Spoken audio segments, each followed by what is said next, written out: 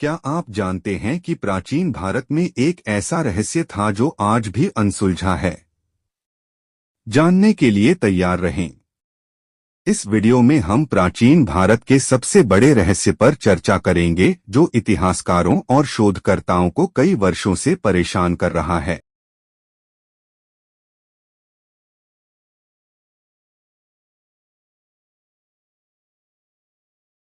अनार्य-आर्य संस्कृति तुलनात्मक विवेचन।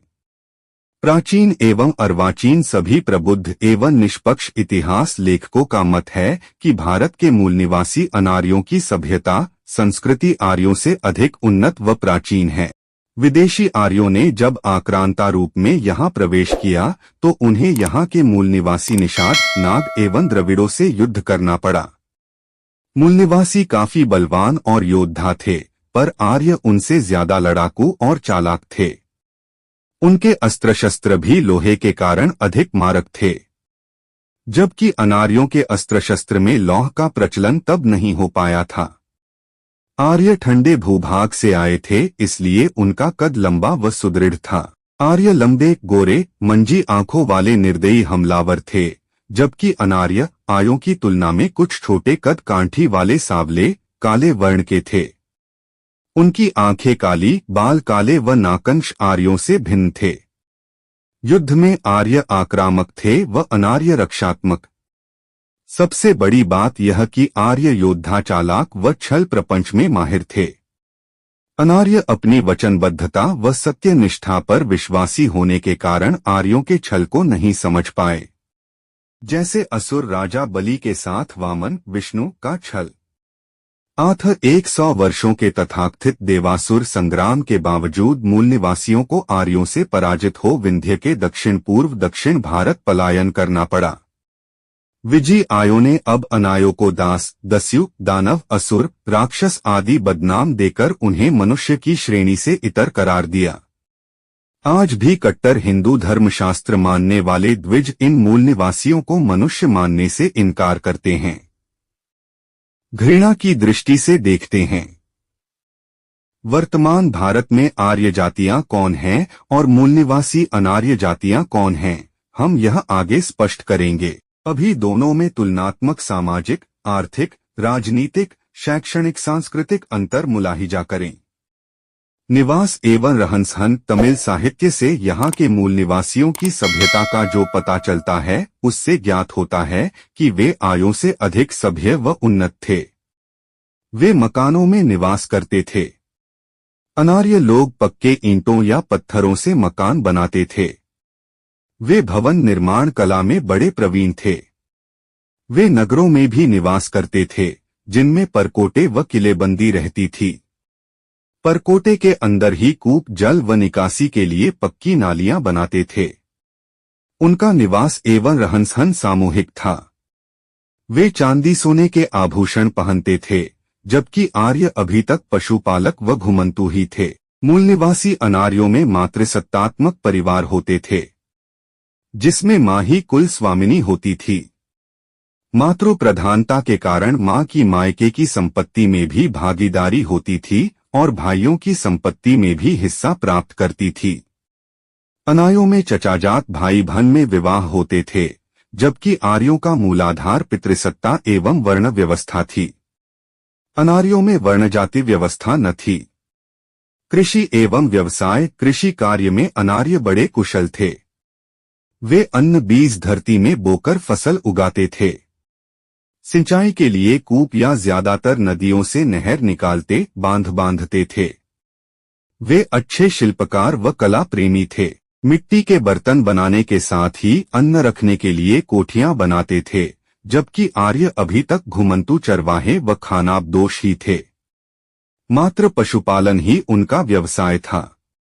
अनार्यों की नाविक शक्ति सुदृढ़ थी, जिससे वे विदेशों में व्यापार करते थे। आर्य समुद्र से डरते थे। वे भूमि का जीवन पसंद करते थे। वे व्यवसाय से अपरिचित थे। लूटमार ही उनका व्यवसाय था। भाषा एवं संस्कृति। अनार्यों और आर्यों की भाषा एक दूसरे से भिन्न थी। अनार्य ने अपनी लिपि का विकास कर लिया था, जबकि आर्य श्रुति पर ही निर्भर थे। इन दोनों नस्लों के धर्म व उपासना पद्धति में बड़ा अंतर था। अनार्य धरती की पूजा करते, उसे अपनी मां मानते थे। भुइया, भवानी, काली, तारा आदि इनकी देवियां थीं और शिव महादेव। ये नाग पूजा करते और नागवंशी मूल निवासी होने के नाते अपने ध्वजचिन्ह में नाग रखते थे। आयों के देवता सूर्य, चंद्र, अग्नि, वायु, तारे आदि थे। वे जमीन पर नहीं आसमानी देवों पर विश्वासी थे। उन्हें खुश रखने के लिए खाद्य पदार्थ व मांस जलाकर उसकी गंध से उन्हें खुश रखते थे, जो आगे चलकर हिंसक यज्ञ का रूप बना। आर्य नशा सुरापाई थे, इसीलिए अपने को सुर कहते और सुरा न पीने वाले अनार्यों को असुर कहने लगे। आय का सेनापति इंद्र घोर सुरापाई लंपट महाभोगी था। अनार्यों का धर्म त्यागमय था, जबकि आर्यों का भोगमय। अनार्य द्रविड़ संस्कृति इस दुखमय जगत से निवृत्त हो मोक्ष या निर्वाण की कामना करती थी, जबकि आर्य सुर संस्कृति संसार में भोगैश्वर्य की और जीवनांत पर स्वर्ग सुख की।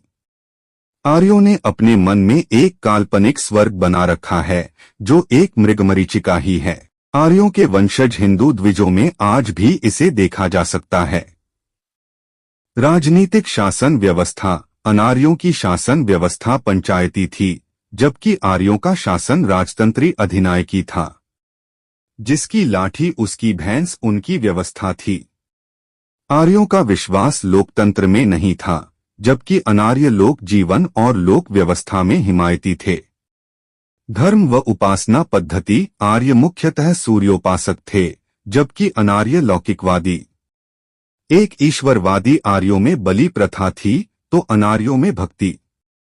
देवासुर संग्राम के बाद चूंकि अनार्य दक्षिण चले गए, इसीलिए दक्षिण उपासना में भक्ति का प्राधान्य आज तक है। कहाँ भी गया भक्ति दक्षिण उपजी। आर्यों ने भक्ति भावना कालांतर में अनार्यों से सीखी, उसे अपनाया ही नहीं, उसे रोजगार व शोषण का औजार तक बना लिया।